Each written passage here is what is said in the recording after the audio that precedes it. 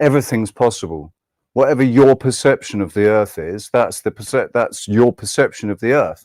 But that doesn't mean that your perception of the earth is everybody's perception of the earth, and it doesn't mean that it needs to be either, because you're entitled to have your perception of the earth and the universe around it, which creates one version, which is your version.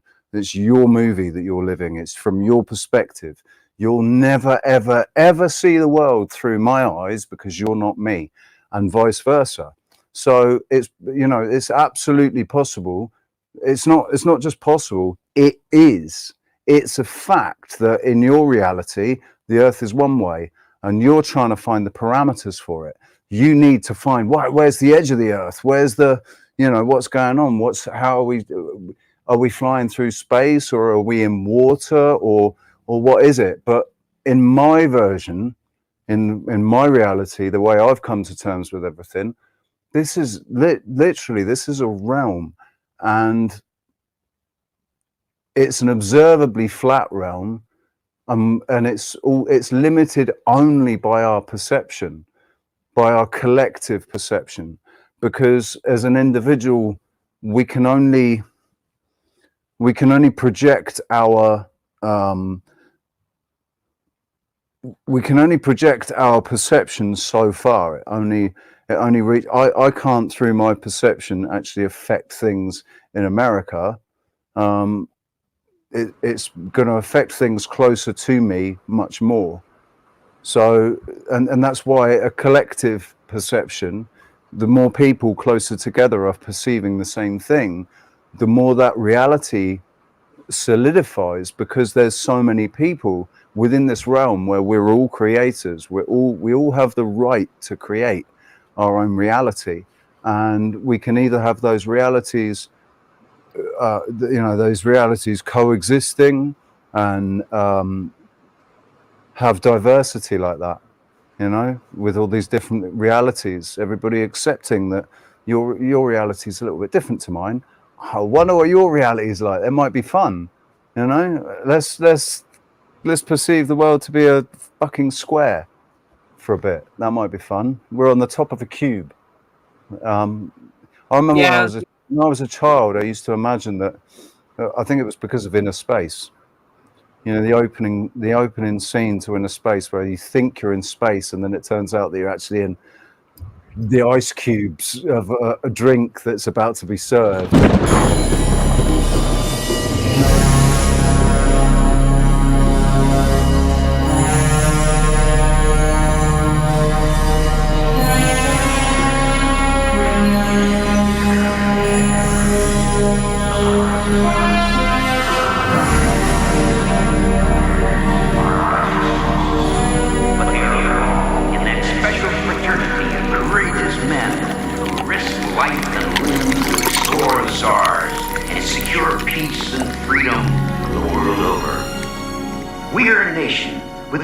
Of heroism. Hey, does anybody know where the head is around here? Are with us here tonight.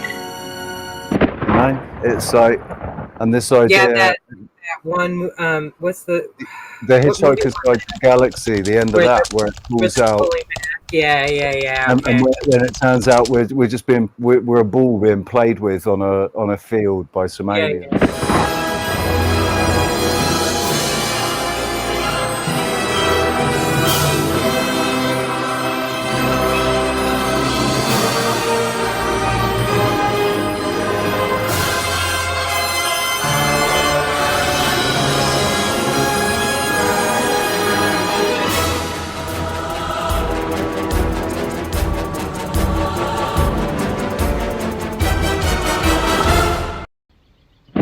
Kind of thing. From like marbles being. I can hear myself again with that echo. I think it's just. Hang on. It is, of course, well known that careless talk costs lives, but the full scale of the problem is not always appreciated. For instance, at the very moment that Arthur Dent said, "I wouldn't want to go anywhere without my wonderful towel," a freak wormhole opened up in the fabric of the space-time continuum and carried his words far, far back in time, across almost infinite reaches of space, to a distant galaxy where strange and warlike beings were poised on the brink of frightful interstellar battle. The two opposing leaders, resplendent in their black jeweled battle shorts, were meeting for the last time when a dreadful silence fell, and at that very moment, the words, "I wouldn't want to go anywhere without my wonderful towel," drifted across the conference table. Unfortunately, in their native tongue, this was the most appalling insult imaginable, so the two opposing battle fleets decided to settle their few remaining differences in order to launch a joint attack on our galaxy, now positively identified as the source of the offending remark. For thousands of years, the mighty starships tore across the empty wastes of space and finally dived screaming onto the planet Earth, where, due to a terrible miscalculation of scale, the entire battle fleet was accidentally swallowed by a small dog. Those who study the complex interplay of cause and effect in the history of the universe say that this sort of thing is going on all the time.